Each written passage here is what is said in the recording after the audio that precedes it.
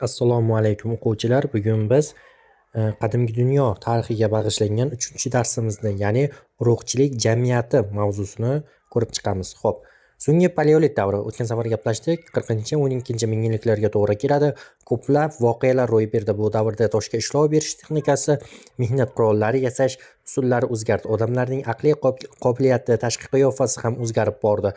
Mazkur davrda zamonaviy qiyofaga ega bo'lgan Kromanyon odami paydo bo'ldi. Demak, Kromanyon odami so'nggi paleolit davrida, ya'ni 40-12 mingyilliklarda yashagan. So'nggi paleolit davriga oid manzilgohlar Samarqand shahri hududidan Toshkent viloyati Ko'lbuloqdan va Farg'ona vodiysida joylashgan. Shunday qilib, so'nggi paleolitda insoniyat o'z rivojini yana bir pog'onaga yuksaldi. Odamlar qarindoshlariga tarkib topgan ixcham guruhlar, urug' jamoalariga birlashdi. Demak, bu urug'lar qarindoshlardan tashkil topadi. Urug' a'zolari bitta manzilgohda yashagan, bir joyda yashab turgan bir qancha urug'lar qabilani tashkil qilgan. Demak, urug'lar birlashib qabila paydo bo'lgan. Turar joylar, boshpana qurilishi so'nggi paleolit davrining muhim ixtirosi hisoblanadi. Ular kiyim-kechaklar hayvon terisidan tayyorlangan. Xo'p, mezolit davri. Mezolit davri 12-7 mingyilliklarga to'g'ri keladi. Mezolit degani oldingi darslarda o'tdik, o'rta tosh davri.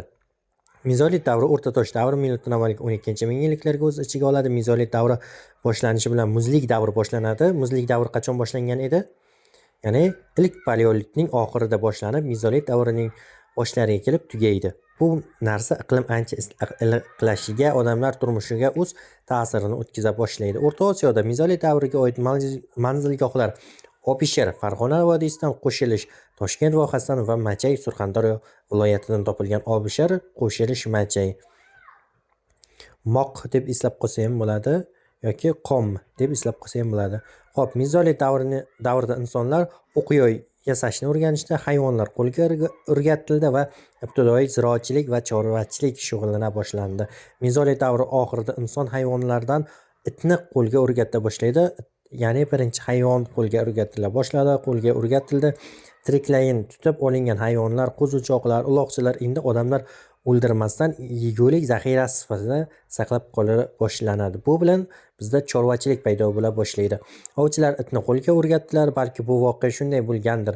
Bir kuni ertalab ikki bola g'ordan chiqib kuchukni ko'rib qoldi. U g'or yonida tashlangan suyaklarni yaqinlashib keldi. Uning onasi yirtqich hayvonlar g'ajib tashlagan, shuning uchun yolg'iz qolib och chiqqan edi. Ochlik uni odamlar manzilgoh sari undaydi. Uni ko'rgan bolalar shodon g'ujurlashib, u tomon chopadilar. Kuchuk qo'rqib o'zini buta panasiga oladi. Kechqurun yana g'or oldigida paydo bo'ldi.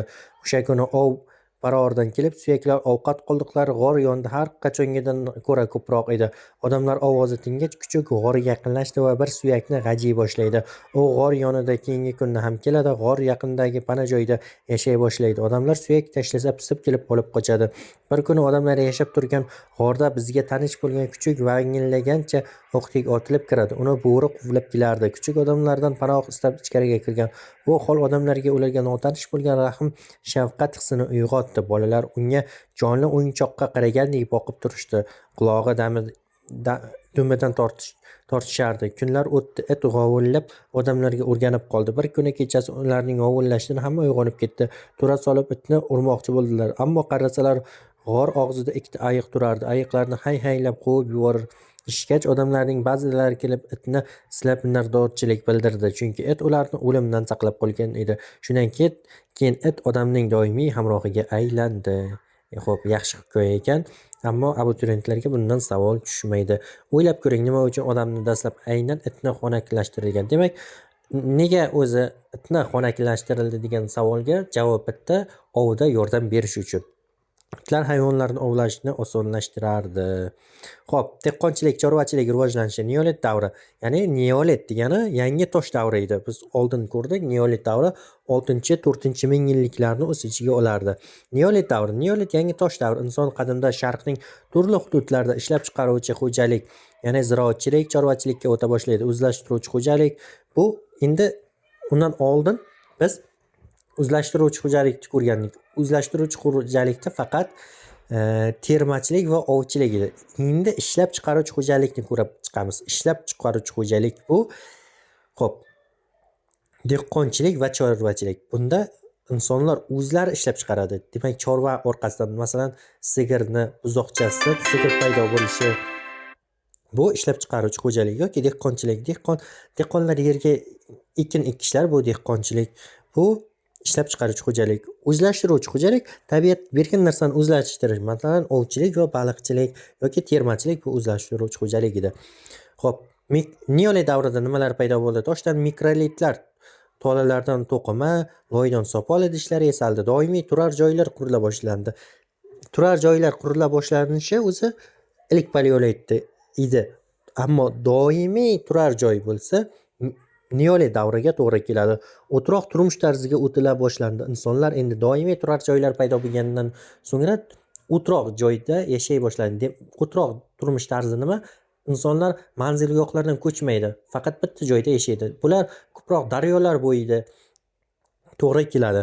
O'rta Osiyoda neolit davri 6-4 ming yilliklarni o'z ichiga oladi. Arxeologlar neolit davrida boshlanishini sopol idishlar yasashning kashf etilishi bilan belgilaydilar.